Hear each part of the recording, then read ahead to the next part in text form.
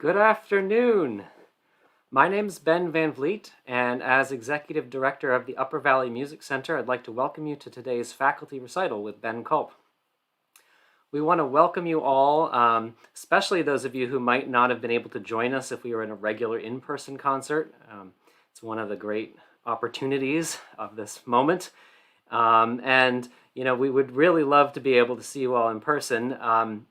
But in lieu of that, we invite you to check in using the comments boxes on YouTube or Facebook. Tell us where you're watching from, say hi. You can offer all the applause emojis you can find as we go through this concert today. Before we start, I have a couple of thank yous. First, I'd like to thank the many individuals, businesses, and foundations, including New Hampshire Charitable Foundation and New Hampshire State Council of the Arts, who all make music education programming at Upper Valley Music Center possible. Whether it's the programs we offer, lessons, group classes, ensembles, or faculty concerts, or special guest artists, none of this would be possible without your support. So from the bottom of our hearts, thank you. I would also like to thank Ben today for donating his performance in support of UVMC's Tuition Assistance Fund, which works to expand access to music education in many different ways.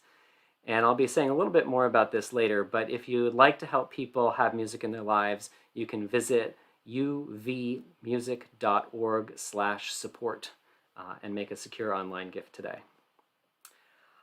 Before we get started, I have one other invitation, and that is to UVMC's Faculty Showcase Concert, which will be broadcast live on Saturday, March 20th at 4 p.m. and then available for streaming later.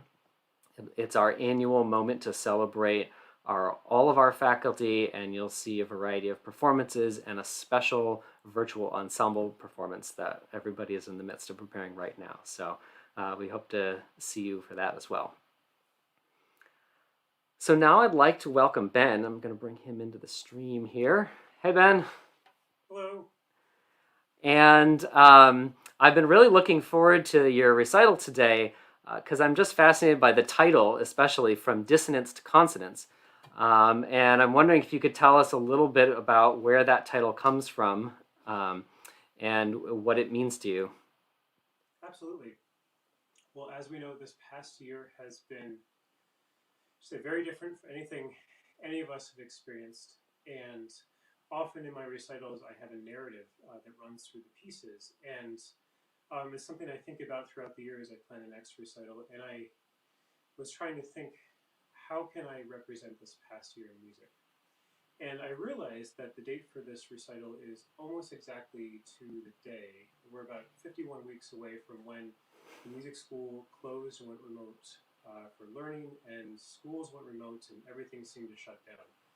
And so for me, that's a very significant date. In music, we talk about when things clash, or they're not beautiful or pleasing to our ears, is dissonant. And so I've picked 4 pieces today that I believe move us from the dissonance of 1 year ago to hopefully more consonance or pleasant sounds as we move forward. The first piece I have chosen for today is Morton Feldman's Projection. And for me, this is such a wonderful roadmap of what was happening a year ago. And I'm going to show you the music because I do mean roadmap in the literal sense. Morton Feldman was a composer in the 50s and 60s who was friends with Jackson Pollock, Mark Rothko. Jackson Pollock's paintings, it's kind of wherever it lands is where the art is. Yeah. And so on the projection here, you can see it, Mr. Feldman has written a map. The top line is harmonics, the middle is pizzicato, and the bottom is arco, and a lot of it is left up to the performer. And for me, I really felt that this was a wonderful representation of the first part of quarantine, of us shutting down. We have little parts of what we knew, but everything was uncertain as we went forward. So this is Morton Feldman's Projection number 1. I'm going to put in my special cello mic here, and... All right, and I'm going to get out of the way so we can enjoy the music. All right, so then it'll come on if I am suddenly silent here. But one of the awesome things about the cello is that it's really loud. So I have taken my mic down a little bit so I don't blow out your speakers, but it means that you may have to raise your level just a little bit. So this is Morton Feldman's projection number 1, and I would like us all to just close your eyes for a moment and go back 365 days when the uncertainty was growing and we didn't really know what was going to happen.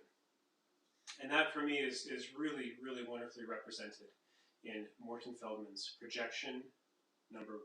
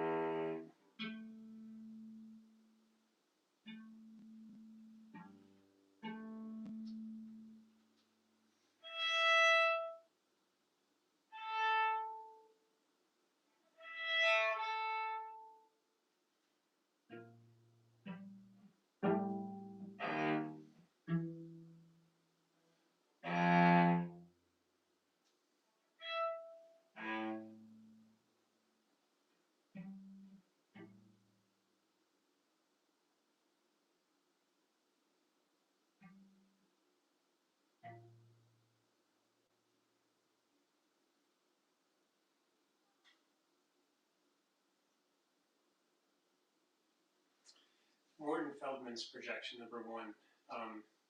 Haunting and meditative, which is a wonderful way to describe what I saw and felt as the first 3 months of quarantine came about. The second piece I'm playing today deals with the human toll of the last year. And as we reach the unfortunate mile mark of 500,000 people having passed away recently, I thought that I wanted to honor them through music and kind of the pain we all feel. I think every one of us knows someone who has been affected by COVID directly, but themselves or a friend or a relative or a neighbor. Chinary Khse Buon moves us a little bit closer to consonance, but not by much. Mr. is a Cambodian composer, fled to the United States while his family lost their lives in Khmer Rouge.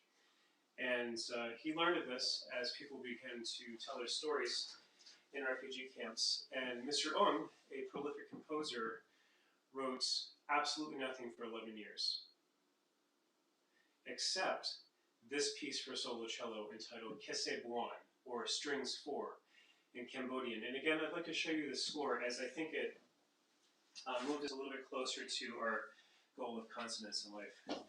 Now, for all of you at home, it doesn't look like the normal cello music we would do in lessons, but we are moving a little bit closer to form. We do have the bass clef now, we have lines, lots of familiar markings. However, a lot of it is left up to the performer. And what I really appreciate about Khse Buon is that it shows grief in the most human of terms. There are moments of utter agony and sorrow. There are quiet moments, and then there are moments of happiness and snippets. And you can hear every now and then a snippet of what must be a song from his Cambodian upbringing. And for me, one of the most powerful points is at the very end, when the cello keeps going higher and higher and higher. And by higher, I mean. And for me, this is so clearly souls transcending this plane and moving on to whatever is next. So I would like to honor everyone affected over the last year with Khse Buon by Chinary, Buon, as we move closer to more consonance in our lives.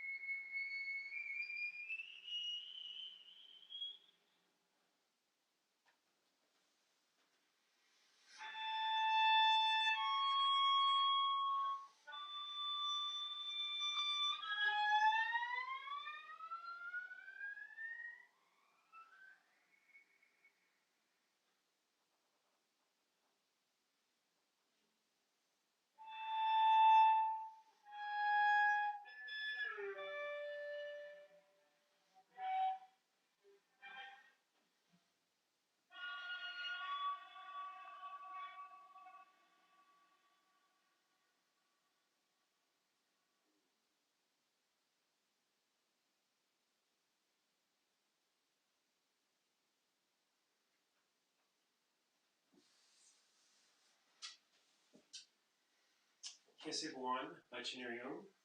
And as I set up for the next piece, the Bach, I believe Ben has a few words for us.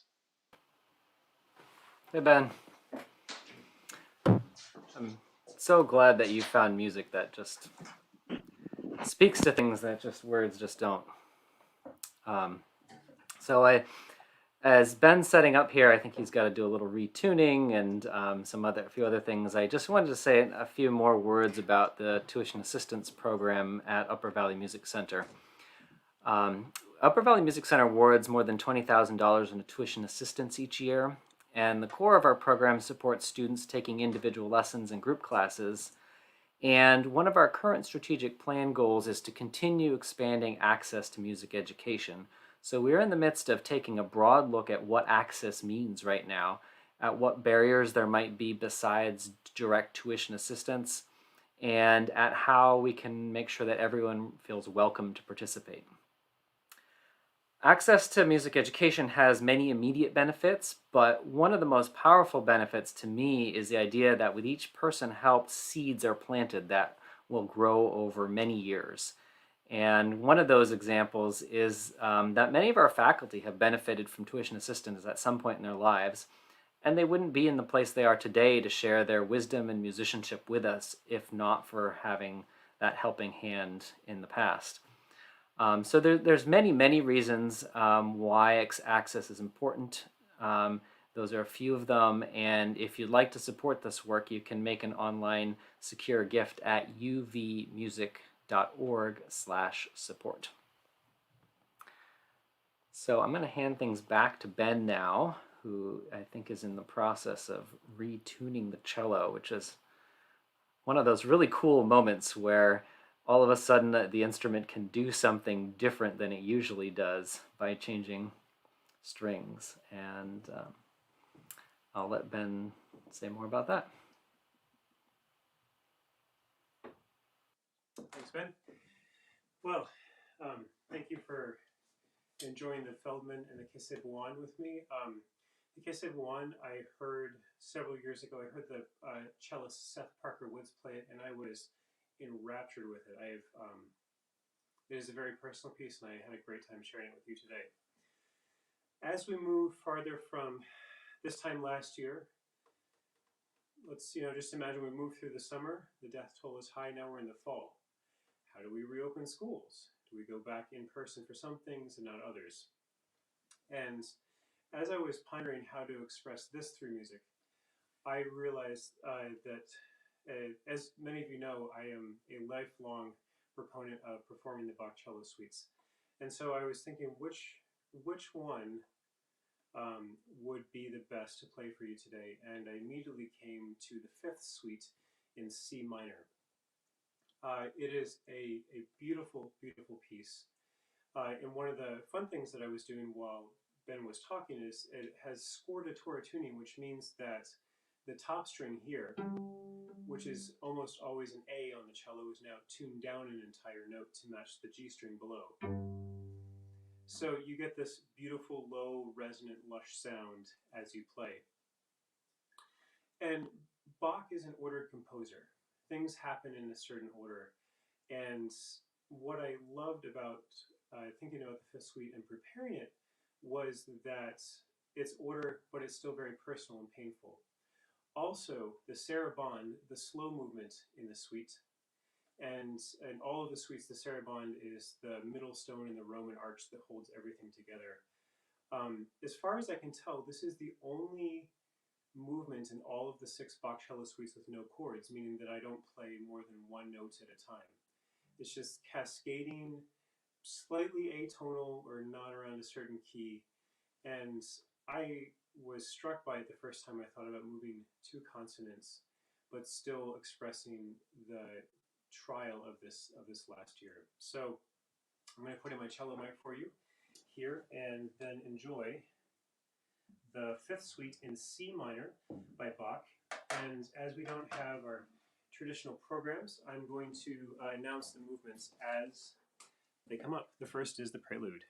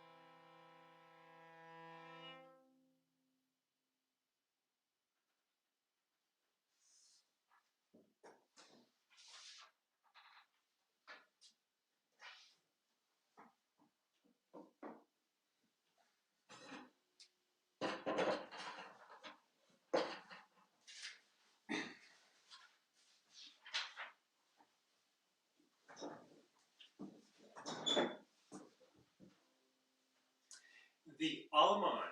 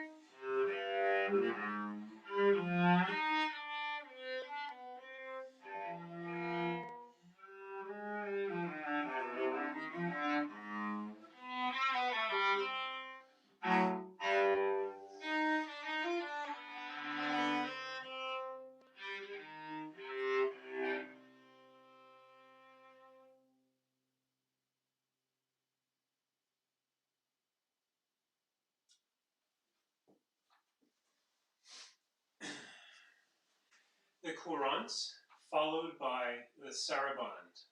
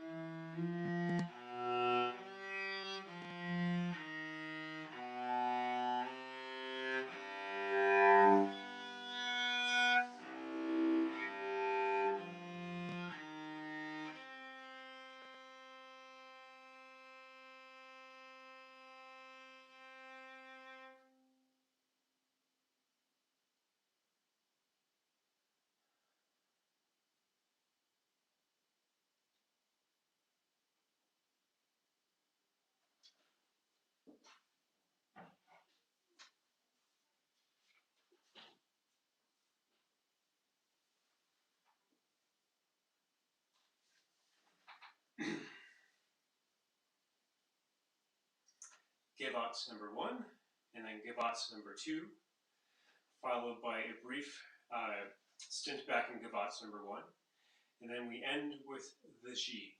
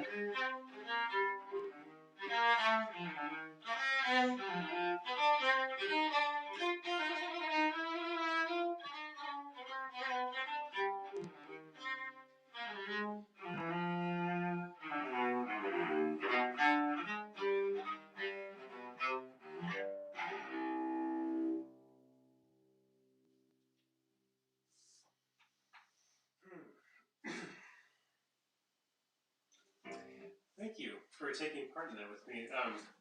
As many of you know, I can't stay away from performing the Bach cello suites for too long, so I can feel all of you here, even though there's no live audience here, but I can feel all of us here together today, which is truly a testament to the power of music. I'm going to retune and get out my next piece, so it'll be just a moment.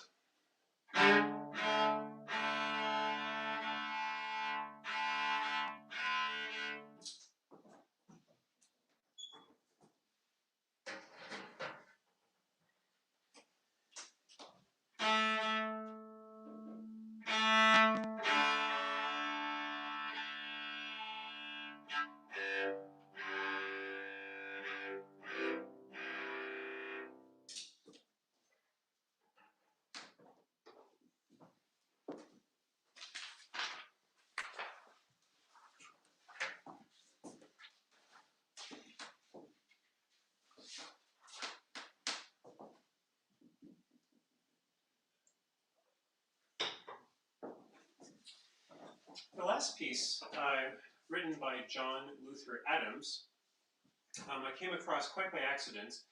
I believe it was published in 2017, and it is about his trips to Alaska with his friend Gordon Wright, for whom this piece is dedicated.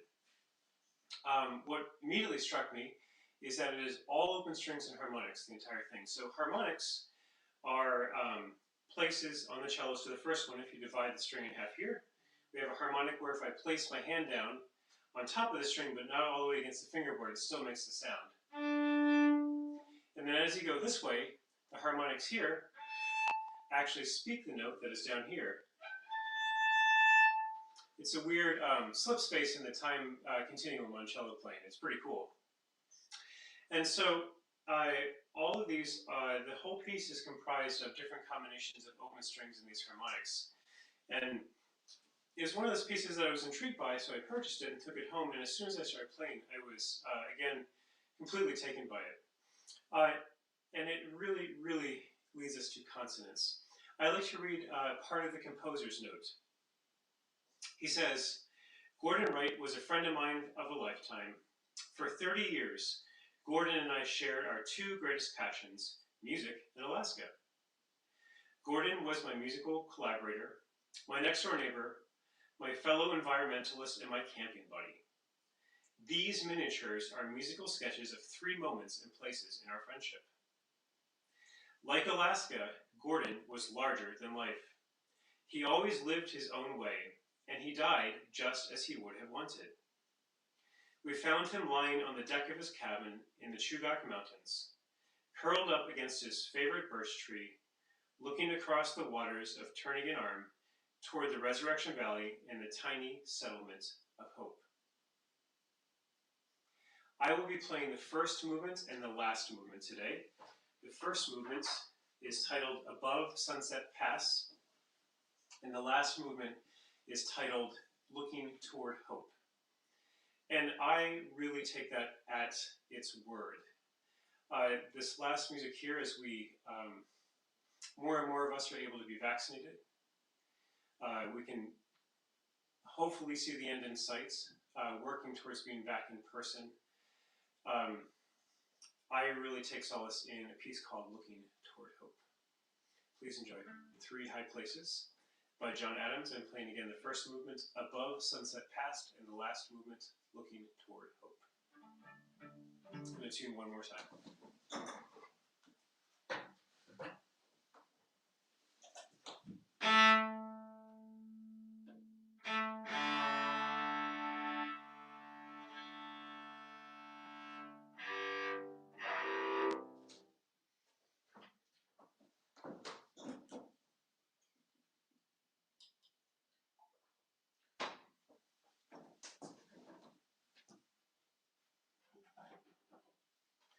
Above Sunset Pass.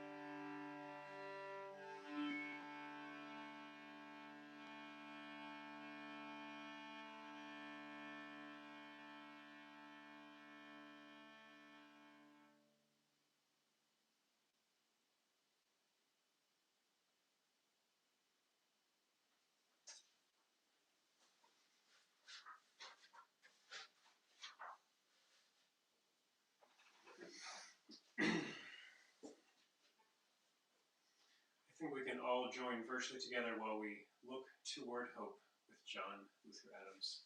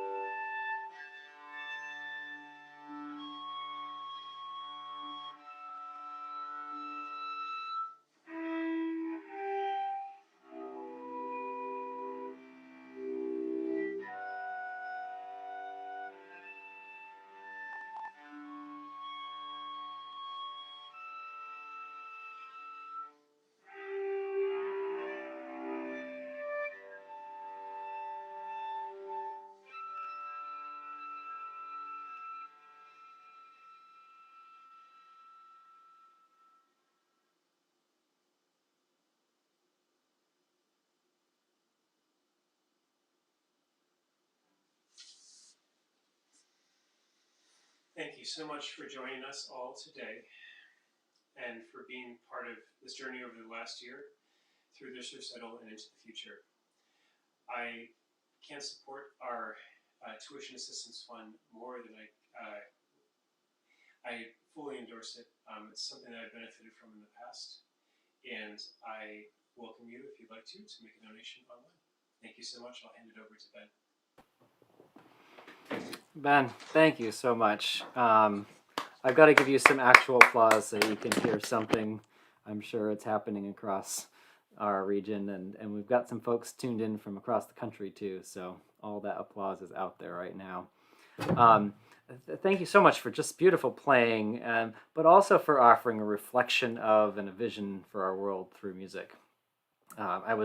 As I was just listening to play, I was thinking there's so much pressure on our eyes for Zoom calls and our left brains for writing endless emails, that it was to me so freeing and really healing to be able to connect through sound and music, and just to be together like that. So thanks so much for offering us all that opportunity right now. I want to, also just thank everybody who's tuned in. I just mentioned, we've got folks from all over the place with us, and it's great to be with you and to know that you're out there, and to see your comments in the chat, in the comment boxes. And as Ben said, if you'd like to help us expand access to music education, you can visit uvmusic.org/support to find that. And then before we go, I'm just going to share our upcoming events list with you, so you can see that one more time. There's some great stuff coming up, and you can see that we've got a chamber music listening party and the faculty showcase, which I mentioned, some stuff for the really young ones, and a great voice masterclass. So you can find all of that at our website, uvmusic.org. So thanks so much for joining us, everybody, and we look forward to seeing you and hearing you before long.